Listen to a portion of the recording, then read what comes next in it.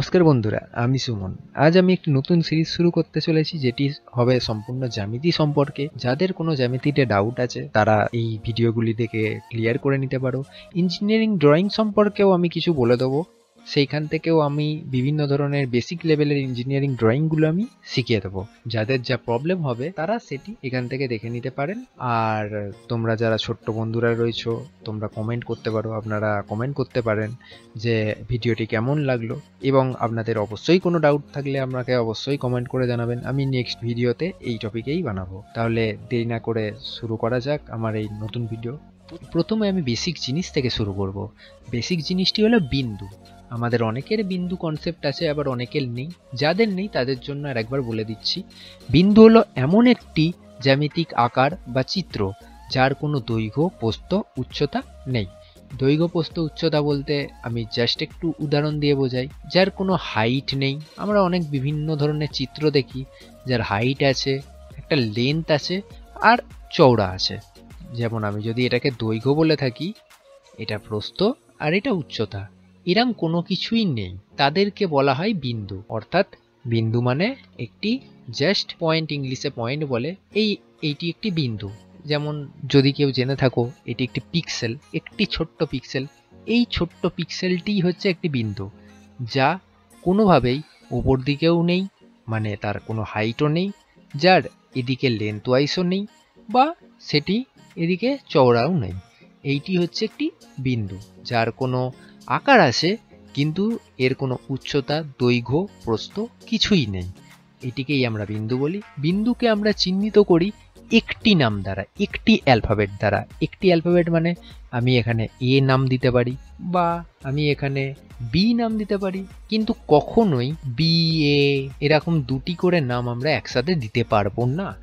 যেহেতু এটি একটিই জিনিস, তাহলেই আমাকে একটি নামই দিতে হবে। অতএব আমি এটার নাম ও দিয়ে দিচ্ছি। এটি হচ্ছে একটি বিন্দু। বিন্দুটাকে আমরা সার্কেল করে চিহ্নিত করি মাঝে মাঝে, যে এটি একটি পয়েন্ট। এটি যেহেতু দৈর্ঘ্য, প্রস্থ, উচ্চতা কিছুই নেই, এটি আমরা দেখতে পাই না, তার জন্য আমরা একটু সার্কেল করে দিতে পারি। অথবা আমরা যারা ক্লাস 7, 8-এ, বা যাদের প্রথম থেকে 6, 5, 6 থেকে শুরু করা হয়, তাদের কোনো সার্কেল করা হয় না, কারণ তাদেরকে শুধু জাস্ট এরম পয়েন্ট দিয়ে দিলেই হয়ে যাবে। নেক্সটে আমি এটা বলতে চাই, এইসব বিন্দুগুলো নিয়েই আমাদেরকে কাজকর্ম করতে হবে। তাহলে প্রথমে আমি একটি বিন্দু নিলাম, তারপরে তার পাশে আর একটি বিন্দু নিলাম, তার পাশে আর একটি বিন্দু নিলাম। এই করতে করতে আমি যদি জিনিসটি করতে থাকি, পরপর করলে জিনিসটা এরম ভাবে পরপর বিন্দু হতে হতে হতে হতে হতে হতে যেতে থাকবে, তাহলে এটি একটি রেখা তৈরি হচ্ছে। কি রেখা? এটি বক্ররেখা, কারণ এটা আঁকা বাঁকা পথে যাচ্ছে, আমি যেদিক খুশি দিয়ে যেতে পারি। এইটাই হচ্ছে বক্ররেখা। রেখা দু রকমের হয়। এক হচ্ছে বক্ররেখা, যেটি আমি এই মুহূর্তে আঁকলাম, এটিকে বলা হয় বক্ররেখা। আর এক প্রকার হয় সরল রেখা। সরল রেখা মানে এই পয়েন্ট থেকে আমি ডাইরেক্ট এই পয়েন্টে টেনে দিলাম, যেটি এদিকে এদিকে কোনোভাবেই বেঁকবে না। আমি যদি হাইলাইট করে দেখাই একটু, এরমভাবে এটি যাচ্ছে না, কোনো রকমভাবেই যাচ্ছে না।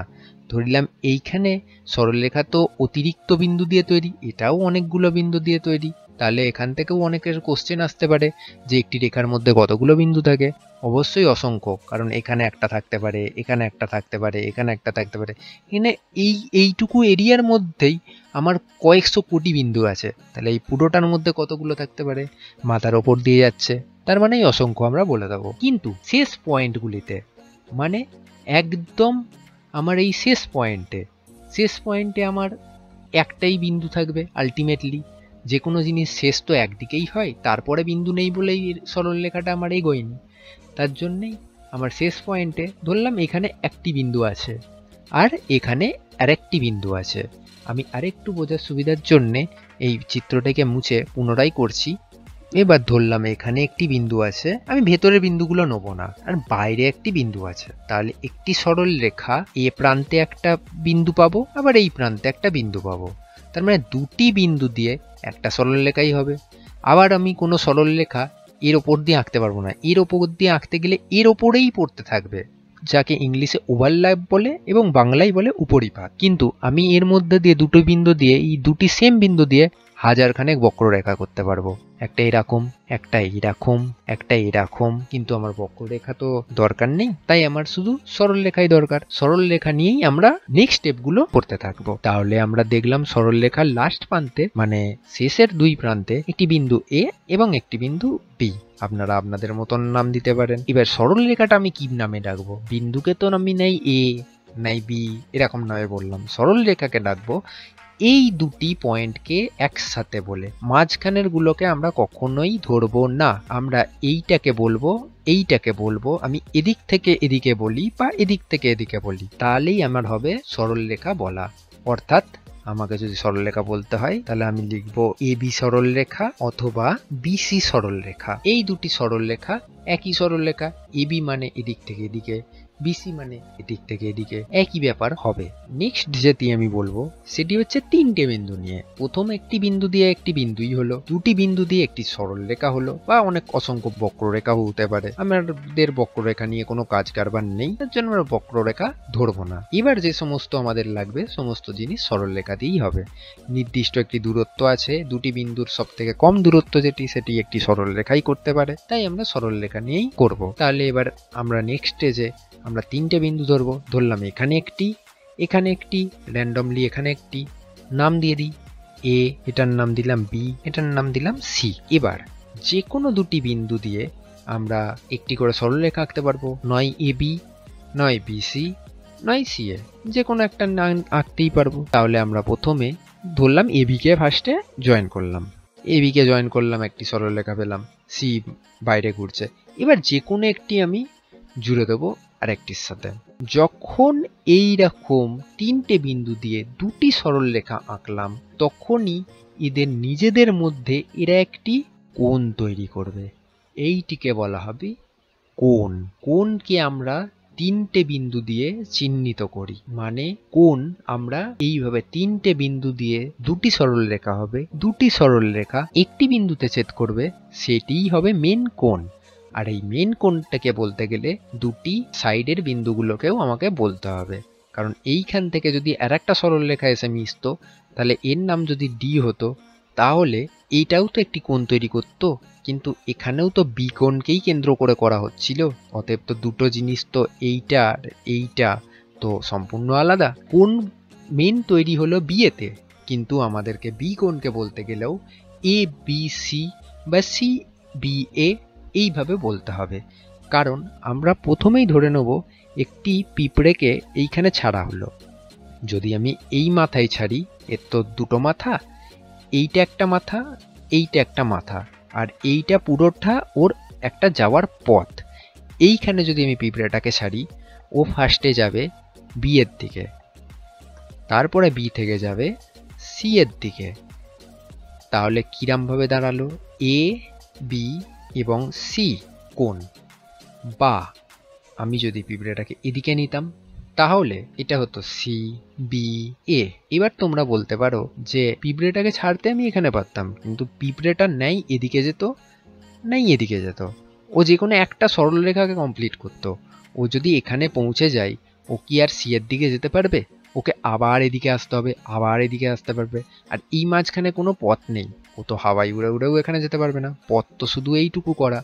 তার জন্যেই আমরা এইখানটিতে যদি কোনো পিঁপড়েকে ছাড়ি, ও এই পথেই সব থেকে বেশি দূরত্ব অতিক্রম করবে, বা পিঁপড়েটিকে যদি এখানে ছাড়ি এই পথেই ও সব থেকে বেশি দূরত্ব অতিক্রম করবে। এইভাবেই কোণ লেখা হয়। অবশ্যই কোণ লেখার আগে কোণের সাইন ঠিক এই রকম সাইনটা দিতেই হবে। অতএব আমার যদি এটিকে আমি সোজা ভাষায় বলতে যাই তাহলে আমাকে বলতে হবে কোণ A B C. A B C কোণ মানেই হলো এই কোণটাকে বোঝাচ্ছে। এবার যদি আমার ডি আসতো তাহলেও তো সেটা বি এর কোণের এইখানেই হতো। তখন আমি ধরতাম আমার এইখানে পিঁপড়েটাকে ছাড়া হয়েছে ডি এর সাইডে, তখন আমার এটা থাকতো না, এই অংশটা থাকতো না, তখন আমি ধরতাম না। তখন জানতাম যে আমাকে পিঁপড়েটা এদিক থেকে সি এর দিক থেকে বির দিক দিয়ে ডি এতেই যাবে। তাই ডি এতে যদি যাই বা ডি থেকে যদি সি এর দিকে আসে, ও ফার্স্টে এদিকে গিয়ে এদিকে যেত। তাহলে আমি এখানে লিখতাম কোণ ডি বি সি, এই কোণটা লিখতাম, বা এটাকে এইভাবেও লিখতে পারতাম সি বি ডি। এবার তোমরা বলতে পারো এ যদি থাকতো তাহলে কি প্রবলেম হতো? এরামই তো ছিল। এখানে পিঁপড়েটাকে যদি আমি ছাড়তাম ও এখান থেকে এত দূর চলে যেতে পারতো। আর একটা জিনিস লক্ষ্য করা যাবে এখানে, এখানটাই যদি পিঁপড়েটাকে ছাড়তাম, পিঁপড়েটা তো এই পথেও তো যেতে পারতো। আমি যদি হাইলাইটার দিয়ে একটু দেখাই, তো এই পথেও যেতে পারতো, বা এইখানে যদি ছাড়ি ও তো এই পথেও যেতে পারতো। তখনই হয়ে যাবে এইখানটিতেও আরেকটি কোণ, এইখানের কোণটির নাম হবে তখন ডি বি এ। এই ডি বি এ কোণ, বা উল্টো দিক থেকে ছাড়লে এ বি ডি। একটা জিনিস তোমরা লক্ষ্য করেছো কিনা জানি না, এখানে মেন কোণ কিন্তু বি, বিকেই কেন্দ্র করে যেহেতু সব জিনিস হচ্ছে, তার জন্যে বিটাই মাঝখানে। অর্থাৎ তোমরা যখন কোণ লিখবে, যে কোনো একটা কোণ, তখন অবশ্যই চেক করে নেবে যে কোণটি আমরা বলছি সেটির যে নামকরণটি করা রয়েছে যে বিন্দুটিতে, সেই বিন্দুটি যেন তিনটে বিন্দুর মাঝখানে থাকে। যেমন আমি এখানে হাইলাইটার দিয়ে বোঝাতে চেষ্টা করলাম। কমেন্ট করুন কেমন লেগেছে এই ভিডিওটি। আপনাদের যদি কোনো ডাউট থাকে তাহলে আপনারা অবশ্যই কমেন্টে জানান। আমি নেক্সট ভিডিওতে আপনাদের কমেন্টটা ক্লিয়ার করে দেবো। আর নেক্সট টপিক কী নিয়ে বানাবো এটাও কমেন্ট করতে পারেন। ভিডিওটি দেখার জন্য অসংখ্য ধন্যবাদ।